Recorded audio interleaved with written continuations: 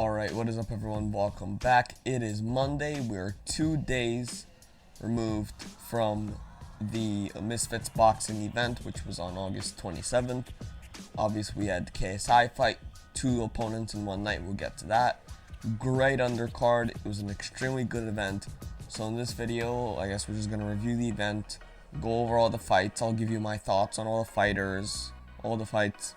And yeah, let's get right into it, starting with the first fight of the night, which was KSI versus Swarmz. Now granted, Swarmz, he wasn't very good, but he showed heart. He never gave up. My prediction, I think, was KSI by decision, actually, because I thought that Swarmz just wouldn't quit, but KSI would obviously be the superior boxer, and he would just outbox him in 3 10-8 rounds and just beat him up, which is what would have happened if it went to the decision. But the reffing in just this whole event in general was just so whack. Like, sometimes you had fighters that were just stopped, even if they maybe could have gone on. You had things like, we'll get to this later obviously, but like in the Kenny Sensei fight, where Sensei was stopped in the middle of a combination, and who knows what kind of damage he would have done had the ref not separated them. And then obviously in the main event, KSI knocked Luis down more than 3 times, and there's essentially a 3 knockdown clause. When he got knocked down, I don't know, at least 6 times, maybe more. But yeah, so just the reffing was very, very weird in general. But Swarmz, it was obvious he didn't know how to box. He had 2 weeks to, lose 10 kilograms, which I'm not sure what that translates into pounds, but he's always been going around saying, I'm a madman, I have to lose 10 kg in 2 weeks and learn how to box. But yeah, that's where I get the numbers from. But he did lose the weight, which was very impressive on Swarmz's end. So at least he was able to do that. I feel like if he had more time to just work on his skills, I think he could be someone that we could see fight again. Yeah, he said he wants to fight again, and with more preparation, I would like to see him maybe fight a guy like Bryce Hall, maybe someone like a Joe Weller. Maybe he wants to fight Deji, even though we'll get to Deji later. But I don't think that fight's happening. But I think Swarmz, he was alright. We knew he wasn't going to be good. He showed heart, he persevered, and he didn't quit. But yeah, everyone knew KSI would win, and he did. Next up, we had Deen the Great versus Evil Hero. Same thing here. Evil Hero, he had experience heading into the fights, but that did not really show. I think he had a good chin, and he was able to have, some success with the jab. But Deen the Great was just the superior fighter. The slipping shots, the counters, and just the overall dominance, eventually leading to knockdowns, and eventually stopping Evil Hero. Deen the Great was the superior boxer, and you could tell that just from the training footage before the fight. I thought it'd be a competitive fight, and it kind of was, I guess, but Deen the Great was the superior boxer. I'd like to see him maybe fight a guy like a FaZe Jarvis. I know that's who he's been calling out. I think that's a great matchup. Both guys have KO power. Both guys have picked up the sport pretty quickly. I think that could be a fun fight. But yeah, Deen the Great, just a better boxer on the night.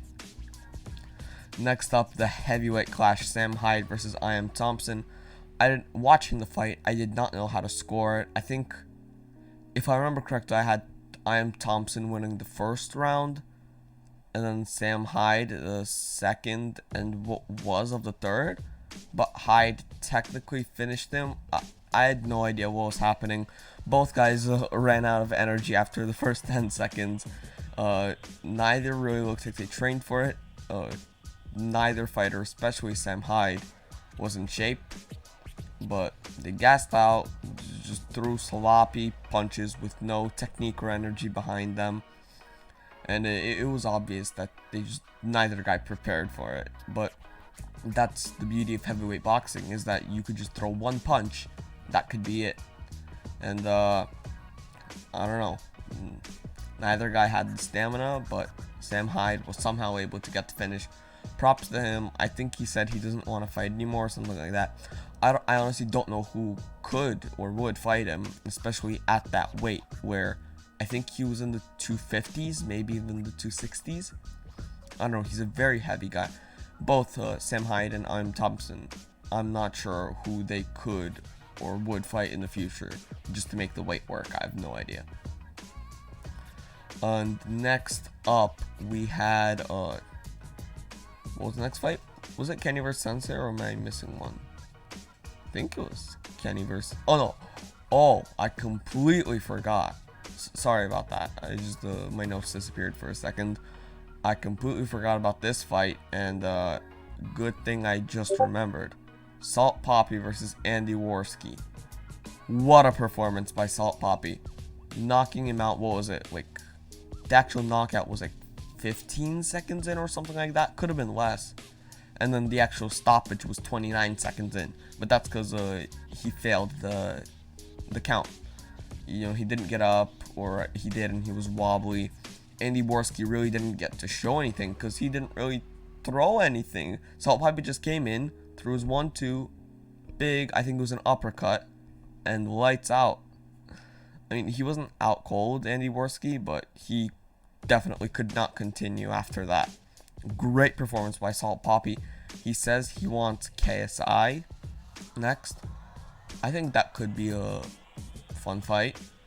I don't know, but I don't know if he maybe has like necessarily the clout that KSI would want in a future opponent, especially after already having to fight someone like Alex Wasabi and then having him pull out and then having to fight people like Swarmz or Luis, who people really didn't know who they are. I think for his next fight, KSI would want someone with more clout. But Salt Papi has lost weight for both of his fights, so I think he could come down in weight even more. And I feel like if he can get down to that like 170, 180 range, that's where most of the fighters in this YouTube boxing scene are. So I think that would actually be perfect for him. But yeah, he has a great personality, and he's looking like he can be a great boxer. Yeah, I'm excited to see what Salt Papi has in the future. Andy Warski, I want to see him fight again because he really didn't show what kind of a boxer he is. So maybe I'd like to see him fight again just to see, you know, what he's like. But really didn't get to show anything there. And now we can move on to Face Sensei versus King Kenny. That had to have been the most interesting fight ever. We knew that this would most likely be the most technical bout, maybe except for Slim vs Temperrr, but Kenny vs Sensei would likely be the most technical one. Sensei obviously having all this experience in martial arts, whether it's MMA or kickboxing, while Kenny is getting trained by, you know, his brother Daily Perales, who trains pro boxers. So I thought that would have been a very interesting fight. And I actually predicted Kenny to win. That was one of my upset picks. But technically I got it right, but we all know what happened. Face Sensei stunned him in round 1. Would I count that as a knockdown or a standing count? Not really. I don't think, like, he wasn't like wobbling or anything. It was a good shot, but he wasn't like wobbling or something like that. And then the ref jumps in immediately, gives him the count, separates them, prevents Sensei from landing another few shots, which that might have warranted a standing count if Sensei threw and landed those shots. But the ref just separated them, and that was sort of it, which is pretty much automatically a 10-8 round for Sensei. Then I feel like Kenny came back and he won round 2. That was a good round for him.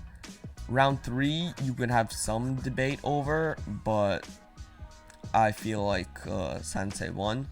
And then round 4, Kenny had another great round. So I think the perfect score would be, what would that be? It would be 2 rounds to Kenny, and then 2 rounds to Kenny, 2 rounds to Sensei. But then that first one being a 10-8 round. Do I think that should have been a standing count? No, but it was. So it has to count as a 10-8 round unless you make the argument that Kenny came back and won the rest of the first round. which some people are arguing that. I don't think so. I think Sensei still won it. So that would be 38-37, I believe. Yes, I think the right score is 38-37 for Sensei.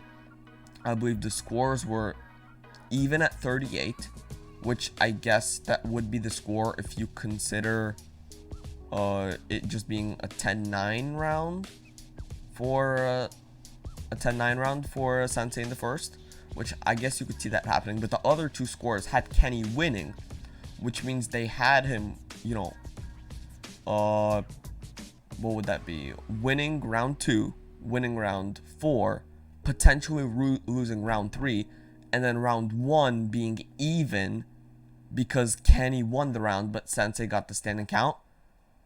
I honestly don't see how that. Yeah, I just don't see that argument. Kenny said he thought it was a draw, so he likely thought that he won. Yeah, I think he that he won the rest of the round, which would make the first one a 10-9, and then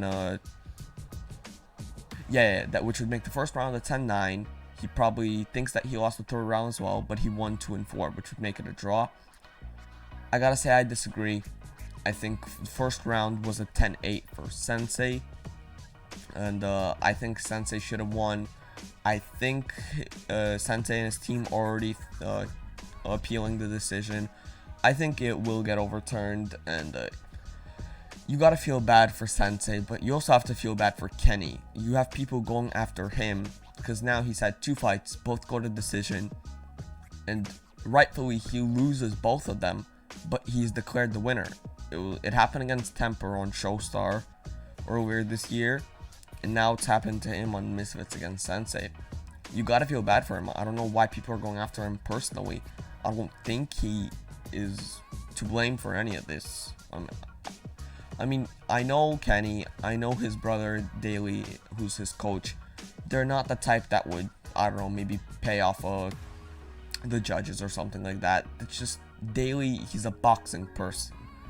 I think he has integrity, and so does Kenny, and I don't think they would do that, which is why it's so unfortunate to see all of these people going after Kenny, saying it's his fault that his fights are rigged, even though I think it's more so as a result of the environment. Both his fights have been in the UK against an American, which is likely why the judging might be biased. But the one thing I am glad that happened was that is the only fight that went to decision, because I do not trust those judges whatsoever. Yeah, it's a good thing they did not have to make any more decisions on that night. But yeah, Sensei robbed, but I feel bad for both of them, both Sensei and Kenny. Next up, we're going to move on to my favorite fight of the night, Deji versus Fousey. I feel so happy for Deji. Deep inside, even though Fousey was the favorite, and I initially picked him when the fight was first announced, he was in shape, he looks like he was mentally locked in, and it felt like just the transformation he's made, both physically and mentally, that he got this. But on the podcast, last minute, our last episode before the fights, I picked Deji, and glad I did. I just knew that there was something about him he wasn't showing. That's exactly what happened. He comes in, he stuns Fousey, drops him a few times. I saw the meme of Fousey looked like the Happy Punch logo, which that's pretty funny, I have to say. But yeah, he messed up Fousey's face. I think there was something wrong with his eye socket, his cheek, his nose, which we all know after the Slim fight that's a problem. But Deji really made light work of Fousey. After Fousey, the whole build-up, he was saying that you picked me because you want an easy fight. I'm not an easy fight. And I don't think that Fousey is an easy fight, but Deji made it look like he was. But yeah, super pumped for Deji, his first ever win, hopefully more to come. Next up, the biggest upset of the evening, the co-main event, FaZe Temperrr versus Slim. I had Temperrr. I didn't think there was no way Slim would win, but I thought that it was very unlikely. He's coming in on 2-week notice, no strength and conditioning, has to come up in weight, He's fighting a guy that's taller than him, that naturally weighs a lot more than him. But Slim shocked everyone. He comes in, he takes advantage of Temperrr, then scores that big knockdown with the uppercut. Temperrr drops, and they stopped it right there. Honestly, Temperrr was wobbled, but I think he could have kept going. The reffing on the night was just completely inconsistent. You had guys that were already just done, quit, and the refs let them keep fighting. You had guys that maybe could have went on, but the refs stopped it right there. Maybe I would have liked to see more. Now Slim, maybe he wants to fight someone like KSI. He has the light heavyweight belt now. KSI has the cruiserweight belt. Maybe JJ comes down. They fight for the light heavyweight belt. We'll see what happens there. But overall, Slim with a great performance, and just his ability to sell the fight, his ability to promote was second to none in the whole card. He was a great personality, and he backed up all his trash talk. Great win for Slim. And finally, we're going to move on to the main event, KSI versus Luis, the pro boxer. And he did not look like a pro. First time he got knocked down, you could see he was already complaining it was the back of the head. It was not the back of the head. I mean, maybe one of the shots that knocked him down was to the back, but they were all mostly to the side. He just stood there whining, complaining. After one of them, he literally just took a knee on purpose and started complaining. They should have stopped the fight right then and there. If you take a knee and to complain, you quit. You don't want to fight anymore. Stop the fight. And I don't know why they didn't. They just let him keep going. Got knocked down like 6 or 7 times. And he did not look like a pro whatsoever. He didn't give JJ a challenge at all. He was arguably easier than Swarmz. And talked such a big game, backed none of it up. Was just whining the whole time. You know, I have respect for someone like Swarmz because he stepped in, he didn't quit, he fought his heart out. But someone like Luis, where he just sat there, complained, and really didn't do anything, it's hard to respect that. But yeah, I think KSI, he beat 2 pretty easy opponents. But I think he accomplished his main 2 things, actually 3. He got rid of the ring rust, which was extremely important. He showcased some technique, which you saw improvements, even though those guys weren't very good. There were times where he threw, those windmills, the big right hand, but for the most part, it was very, very technical, which I liked. But this is pretty underrated. I heard Logan Paul talk about this. He really didn't show much. Like, it's crazy how he knocked out 2 guys and really did not show much of his boxing skill. So I think that he's still very tough to gauge, even though he's fought 2 people already since, having this transformation and making his return to boxing. I think that maybe he could fight someone like Slim, potentially someone like Andrew Tate. I think Tommy Fury might be a little too far. But I don't know. He has options, and he said he's fighting in January. Well, and just using the method of elimination, you gotta think about it. KSI said he's fighting in January, and apparently, allegedly, Logan is fighting Dylan Dennis on the undercard. That's been the rumor. Nothing confirmed yet. And then you have Jake, who's gonna announce his opponent next week, and we know he's fighting in October. So that leaves very few options for both Jake and KSI. It'll be interesting to see who both of them fight. If you want a more detailed breakdown of the fights, I think Nixon and I will be recording an episode soon on the Night Fight podcast. So make sure you check that out. But with that, it was a great event, really entertaining. A lot of knockouts. Other than the Sensei Kenny fight with the judges, it was really nothing to complain about. I think, and with the main event, JJ was supposed to fight Alex Wasabi, but he pulled out, so really not much you could do there. It was tough to find someone that could fight on such short notice, but I think that they made the best of what they were given. It was a great event, extremely impressed, next one I think they said will be in like October or November, something like that. And then one in January, which KSI will be fighting on. But with that, I think that's it. Feels great to be back on the YouTube scene, making more combat sports videos. I love it. Hopefully more to come. And I'll see you guys next time. Goodbye.